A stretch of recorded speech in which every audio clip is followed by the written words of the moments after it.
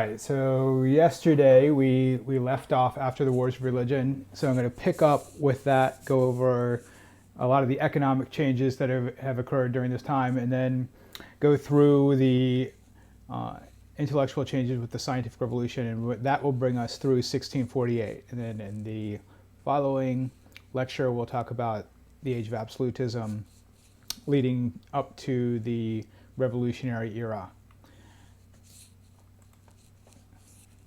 Okay. This is a passage that kind of explains from one historian's perspective why it is the Europeans were able to take over these areas and what drove them to do so. So the contention here is that Europe has, as he says, this distinctive character as more aggressive, more unstable, and less peace-minded than other parts of the world. In other words, being the crazy person pays off for Europe. Just randomly attacking people works out for them. In the Americas, above all, because people in the Americas were so isolated that when the Europeans show up, it's completely out of nowhere. It's like they're from another planet.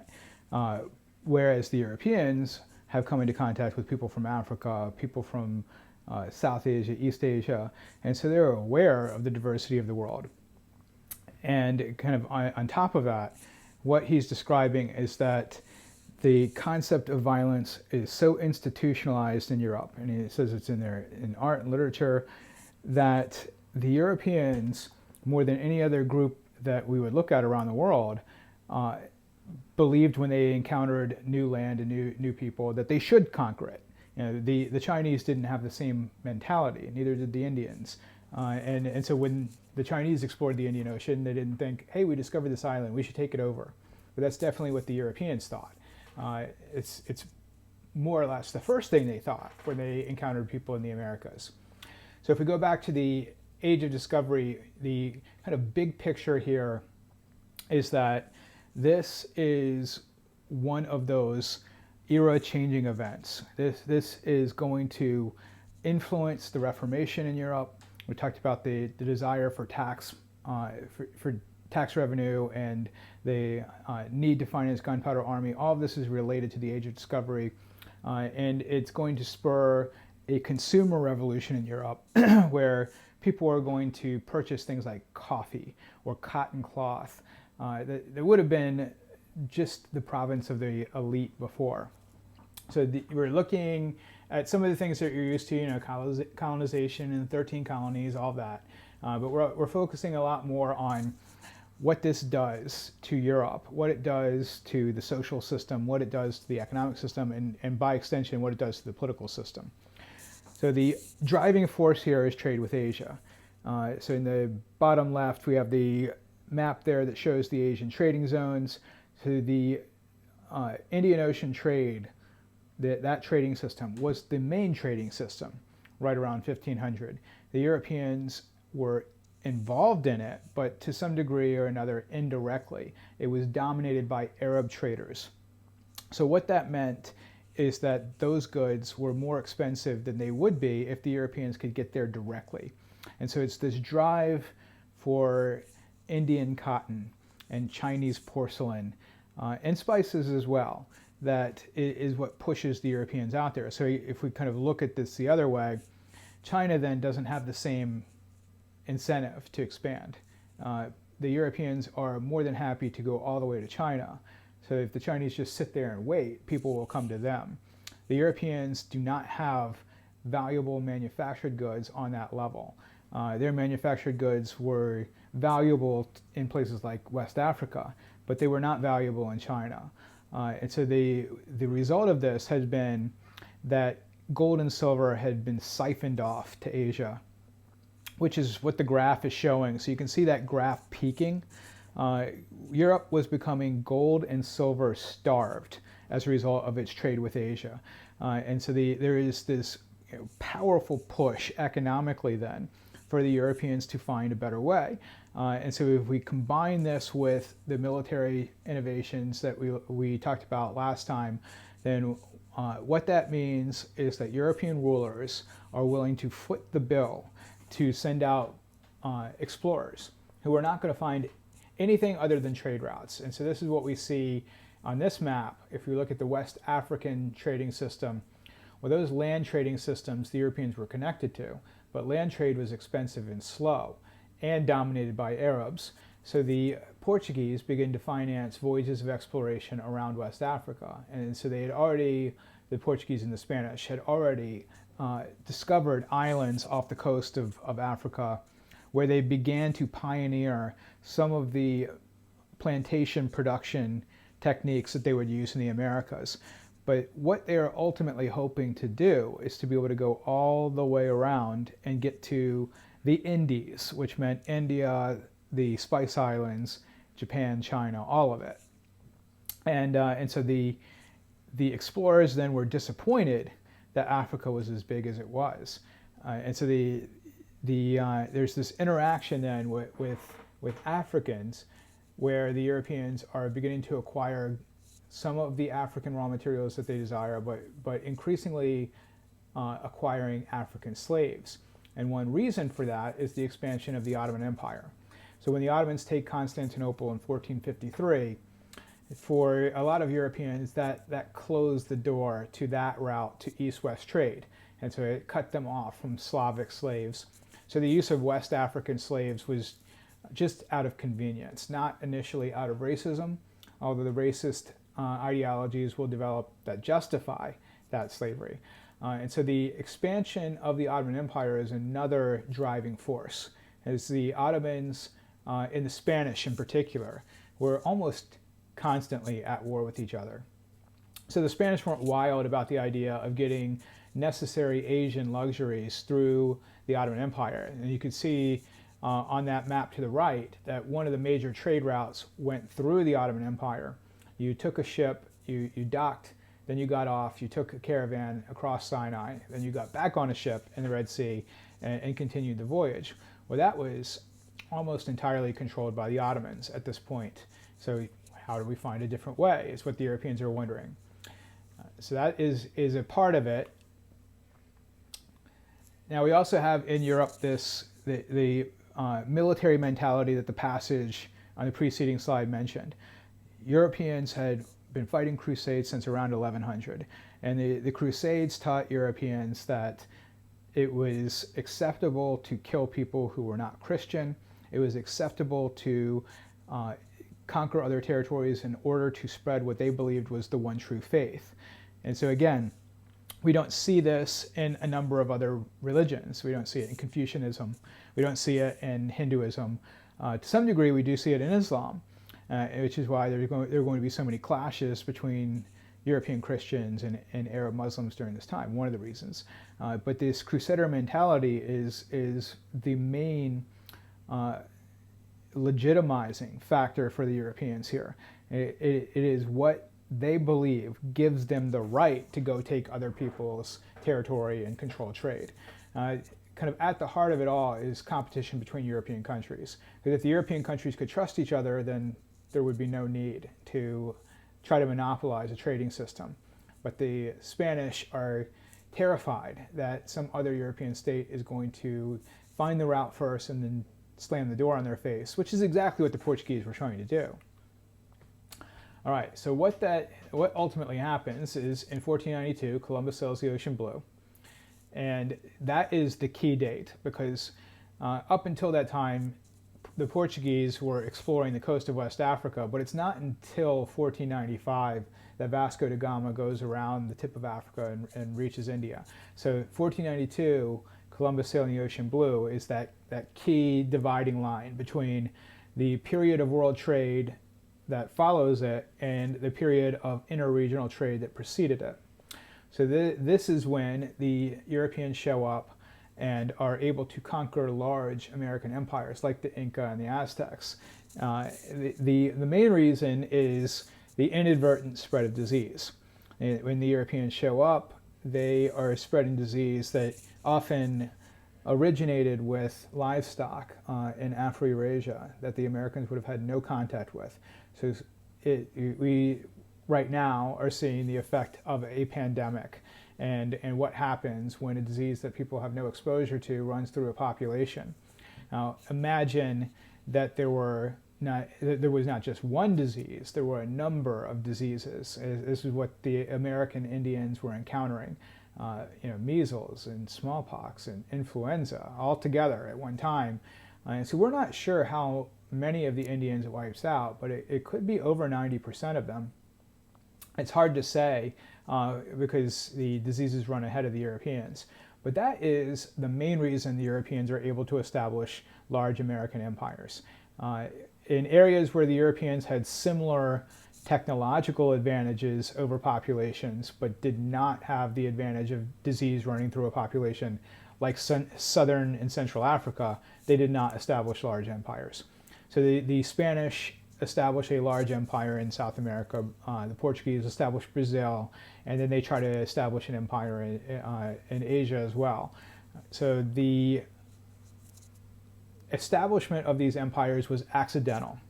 So the Europeans, remember, had sailed the ocean blue in 1492 to try to get to Asia and get manufactured goods from China and India and spices from the Spice Islands.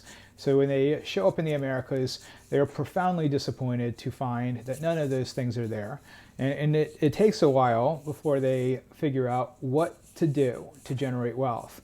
And so what ultimately they settle on after kind of a trial and error period is the use of plantations to develop cash crops and to extract wealth using slave labor on those plantations that then goes back to the Europeans, and to extract silver. There's a good deal of silver in what's today Mexico, in Potosi, the mine in Potosi, which is in Bolivia, a lot of wealth there. And so the graph over there on the right shows the declining prices that follow the influx of silver.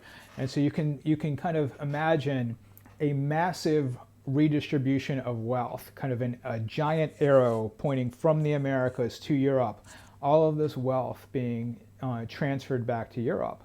And then from Europe, a lot of it was going to places like the Middle East and India and China.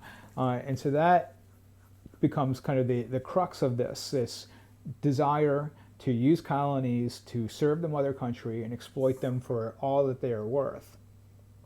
The other big development here is the Columbian Exchange, one of the most important developments in human history. It is not a trading system. It includes a trading system, the Columbian Exchange does, but it is more than that because it includes the disease that we already talked about. It includes the exchange of ideas. People weren't trading ideas. It includes the diffusion of foods like the potato and maize, tomatoes, peanuts, all kinds of other stuff. And so the Columbian Exchange then is all of the exchange between Afro-Eurasia and the Americas. And so for the Europeans, what this is going to mean over the next century after the discovery of the Americas is they're going to introduce more foods, and those foods are going to cause population to grow. And this happens even in European countries that are not directly involved in the colonization of the Americas, like Russia. So the potato is what's used to make vodka. And so it's kind of that indirect connection to the Americas that leads to this almost total change in Russian culture. So the same thing is true with Italian cuisine using tomatoes. There were no tomatoes before the Columbian Exchange. And then chocolate as a sign of status at first that increasingly becomes a consumer product available to everybody. All of that comes from the Columbian Exchange. So what we have at this point is the development by European countries of what we would call maritime empires, these gigantic empires that span oceans. This was another new development of the age. And so you can see that Spain and Portugal have raced out to a head start, but Spain does not really encourage the development of business the way that the northern European countries do. And so in Spain, remember, if you were in the nobility, then basically your choices were you could become a military officer. That was a path to glory. or you could enter the church, right? Those were the two main choices. Maybe serve in the government, but you weren't going to invest in a business. Was just not done. That was dirty, and so that is what's going to enable the other more business-oriented European countries to eventually get back into the game. But the line that you see there running through Brazil is the line established by the Pope under the Treaty of Tordesillas. So the Spanish and Portuguese had been in conflict with each other, and so we're getting to the point where the Reformation is about to happen, and the Ottomans are a threat. So you don't want Catholics fighting Catholics, and so the Pope resolves that conflict by dividing the world between Spain and Portugal. And so you can see all these spice goods there that are more widely available than before, and so in areas with a higher standard of living. So Antwerp was the main northern port until the Wars of Religion, and then we get to London, which becomes one of the main northern European ports post Wars of Religion. When the Dutch kind of strangle off Antwerp, it falls on hard times. But you can see that in spite of the inflation that is occurring, it's becoming, for the most part, easier to acquire a lot of these goods. And so that's that consumer revolution. If you were just a middle-class artisan in Europe, these are now attainable goods. All right, so I mentioned this formation of maritime empires, and we can see there in the bottom left how widespread those empires become. And so we have the British and the French and the Dutch all getting involved in the game. And since first the Dutch and then later the British were much more successful in organizing businesses, they are eventually going to take over the longest distance trade. And so the Dutch are going to have the largest merchant fleet in the world at the peak during the golden age of the Netherlands. So when we look at these maritime empires, the maritime empires then are going to have a good deal of influence on the indigenous populations of the Americas. So the European mentality at this point is that they are civilized and the indigenous peoples are not. And so they are just simply going to replace the cultures that are there as much as they possibly can. There is some mixing of culture that occurs, especially in areas where more of the indigenous population survives. And that's true of colonies like New Spain, what's mostly Mexico today. There you would see a lot more indigenous influence on the practice of Christianity. But mostly what we see is people in what's now the United States speaking English, because it's colonized by the English, and they completely displace the cultures that are there before, the governments, the housing styles, the clothing styles. And so that incorporation of indigenous peoples, to the degree that it happens, is done by the Europeans in such a way as to reinforce European rule. Indigenous peoples are often put at the bottom of European social hierarchies, particularly of the Spanish system, the casta system that they used, where Indians and Africans were all the way at the bottom. So again, the whole point of having a colony is to extract wealth. This fits with mercantilism. The mercantilist philosophy holds that the more you enrich the country, the more you acquire gold and silver, the more powerful the country is. And so you're trying to reduce the import of valuable goods and maximize the export of valuable goods. The most valuable goods, generally speaking, were manufactured goods. So to the degree you wanted to import raw materials, you wanted to make sure you were doing that from your colonies. There were European countries that were mercantilist and were not involved in this creation of maritime empires. Austria was an example of that. They would have exploited the surrounding conquered areas, and in the same way that the Spanish were trying to exploit people in South America, or Russia trying to exploit people they conquered in the East. So the Atlantic countries I mentioned getting the advantage. So for a long time, it was Mediterranean-based countries that were dominating the European-Asian trading system. Venice had a huge empire for a while, but as the trading network shifts out to the Atlantic Ocean. And as it shifts, from the Mediterranean Sea to the route that the Portuguese had established around Africa, that's going to cut out many of those Mediterranean trading cities or trading states.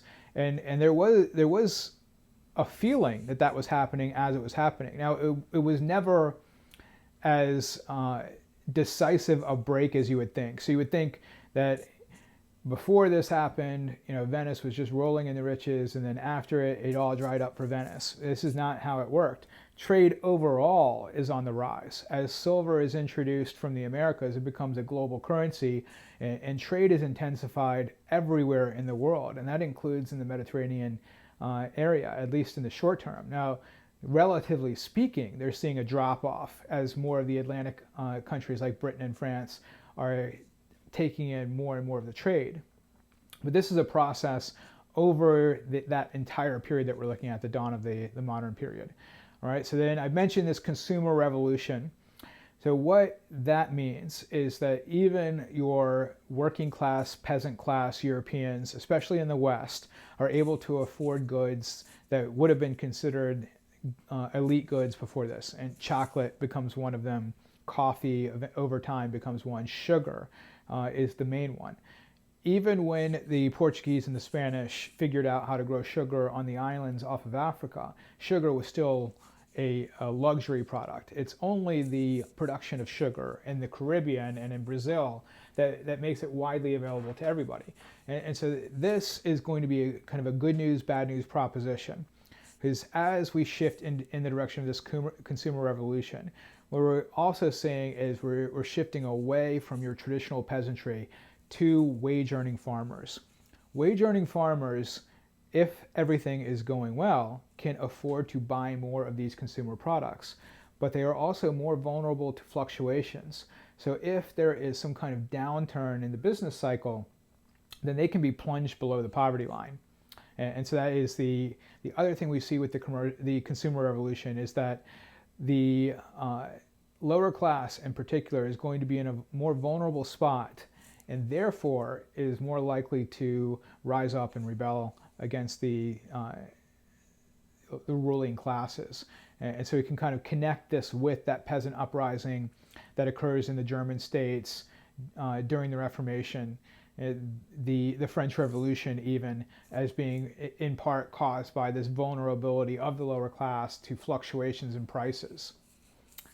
All right, well, getting back to what this passage is talking about, this is a great illustration of mercantilism here, because first they're talking about the pirate ships, the corsairs. So this was the initial option of the English and the Dutch, is let's just prey on Spanish shipping. The treasure ship that Sir Francis Drake took down, the main treasure ship coming back from Spain, was carrying the equivalent in today's currency of something like 10 million pounds, which would be over $10 million. That's just one ship. And so that's what they're talking about. And it says, they go so far as to boast they are lords of the sea and the land. And so we're seeing them seize these ships. And then it also talks about how what will happen as a result is the king will see his domain shrink, and we'll have to lose these territories if you can't protect us. And so the kind of big picture here is mercantilism is about greater influence of monarchs, governments over the economy. And what it involves is a good deal of protectionism. And these people are asking for the government to come in and intervene on their behalf and protect them. Not just in terms of the military, but give them economic protection from these other merchants. Often corsairs were merchants and pirates part-time. So that is increasingly the case. And so the people who are asking for this protection, we would have seen this a lot. And so if we look at the graph over here, we see per capita GDP over the time period that we're looking at.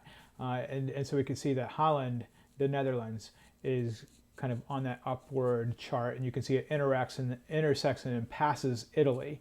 And so that's where the Italians are standing pat. They're not necessarily seeing trade dry up, but they're also not benefiting from the intensification the way that the Dutch were in controlling more and more of the East Indies trade. And then we can look at the line of the Spanish. And so if we're looking at per capita GDP, then this doesn't mean that the Spanish weren't bringing in more wealth necessarily. It just means that the inflation is more or less counterbalancing what they're bringing in. And so the Spanish, kind of in the bigger picture, and failing to invest a lot of this money that's coming in manufacturing, are going to put themselves in a bad spot over time. Whereas Holland, you can see there are a lot of fluctuations in this, and many of those fluctuations correspond to wars. But the Dutch are on the upward swing, and eventually the English are too, because they are investing a lot of the silver that's coming in through cash crop sales or through mining directly into shipping and manufacturing. And those are the two areas that are going to bring in more and more money overall. So this is what leads to what historians refer to as a commercial revolution, a revolution in business, a revolution in banking. We'll see a lot of joint stock companies, chartered companies established by individuals and governments together. And so the revolution in business is taking us in the direction of capitalism, but we are not there yet. And so kind of the feudal system happens first, then we move on to the mercantilist system, which is kind of a hybrid. It still involves elements of the old feudal economy, but it does involve, to some degree or another, private ownership of businesses and the introduction of a lot of supply and demand dynamics. And so that is where we are headed. And so I mentioned this price revolution already. We can think of this as providing an incentive to invest. As inflation is occurring, the inflation is something of a corrective because the Europeans had lost so much gold and silver. And so the price revolution, if you are a businessman, what that means is that you can make more money. You can sell your goods for more money than before.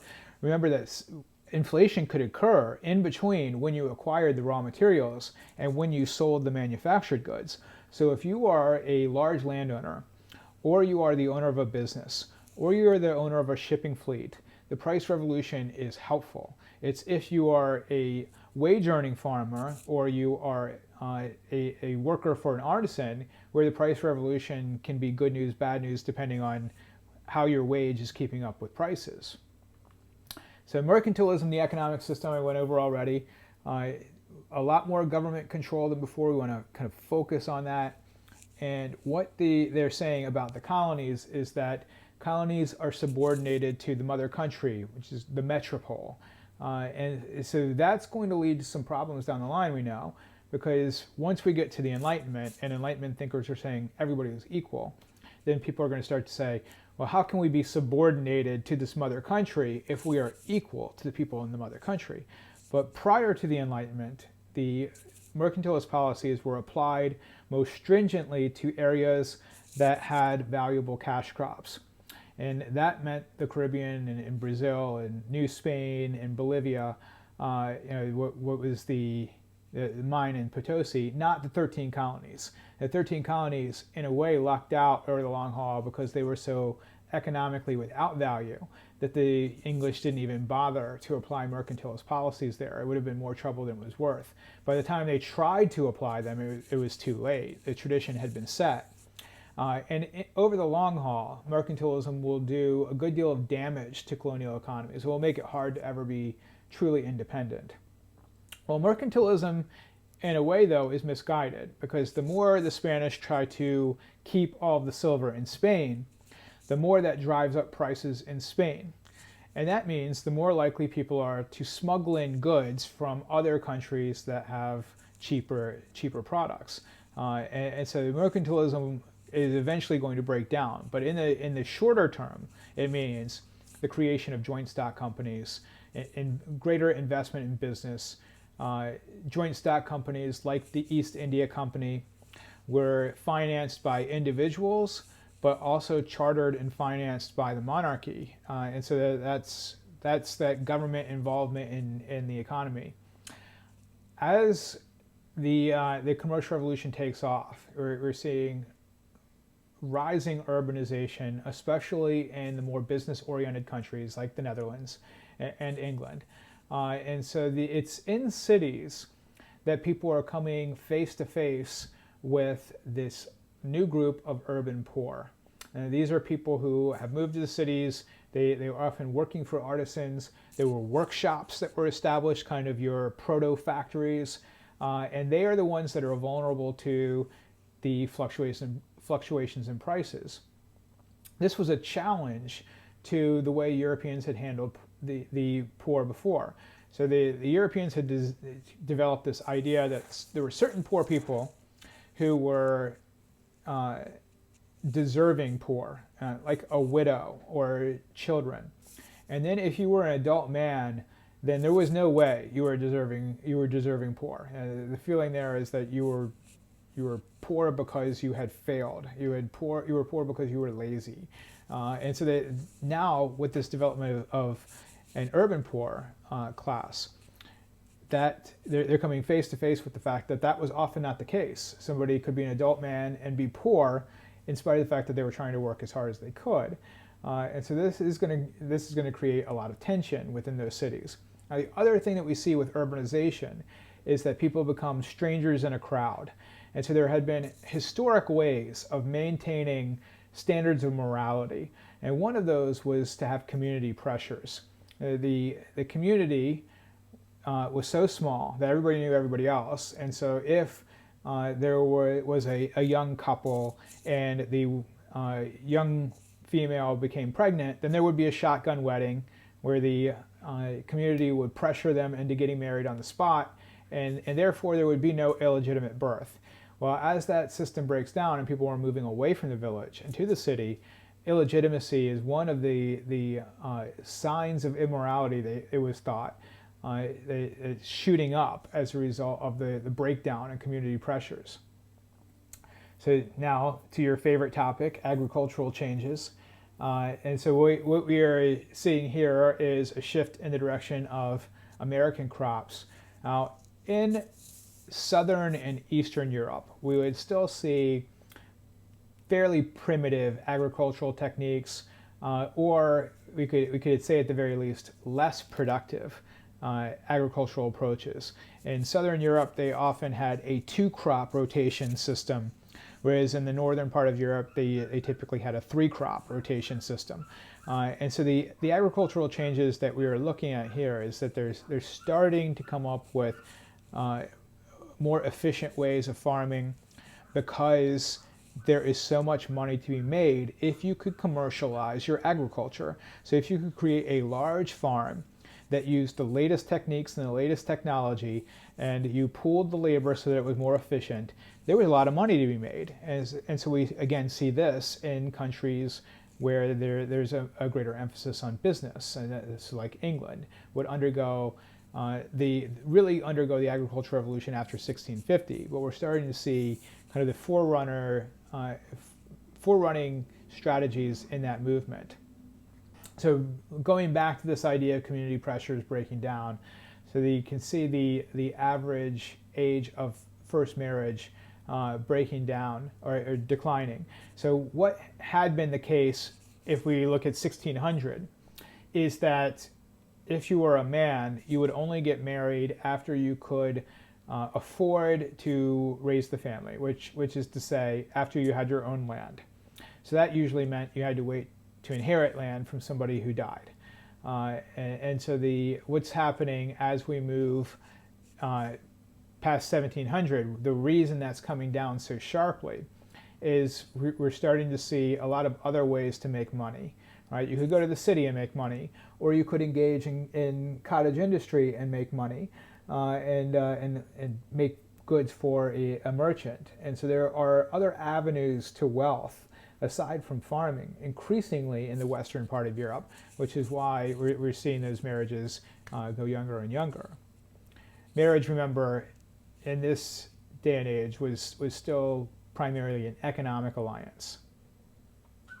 All right. What the author here is describing is sometimes referred to as the luxury trap. So when Europeans introduced more commercial agriculture, the feeling was that was going to make life easier because now you could be a wage earning farmer. As a wage earning farmer, you absolutely could afford more things. Well, we know how this goes. The more that you buy, the more this consumerism takes hold, the more that you think you need. And there become items, or in your life, there are items that you are so used to that you now think, I can't do without those things.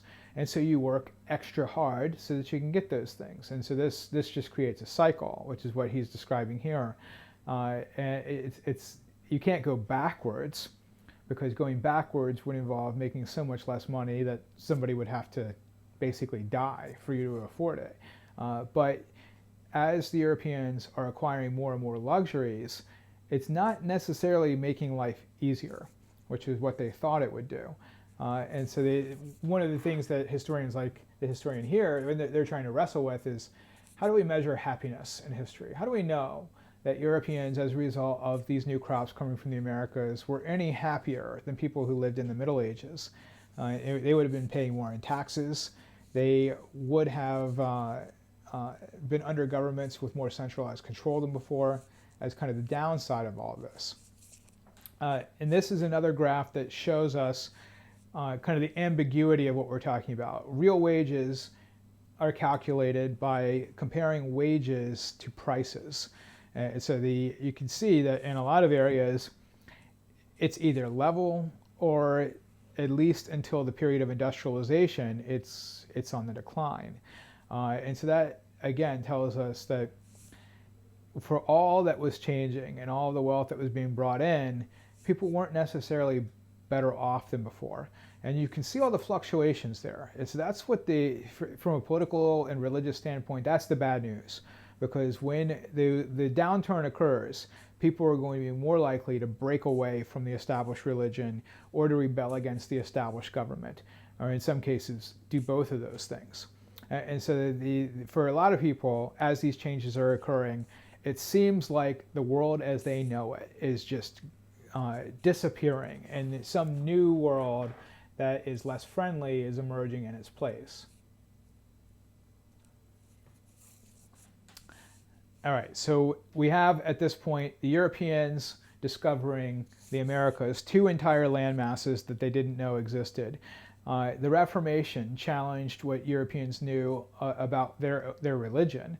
And we have humanism as a philosophy that encourages Europeans to challenge the established authorities and use reason on their own terms. So all of this is going to lead to the scientific revolution. You'll have thinkers who become profoundly skeptical of established knowledge, of knowledge from authority.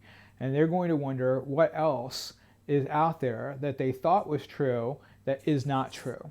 And so this is a revolution in scientific knowledge in one hand, but the greater revolution is in the acquisition of knowledge.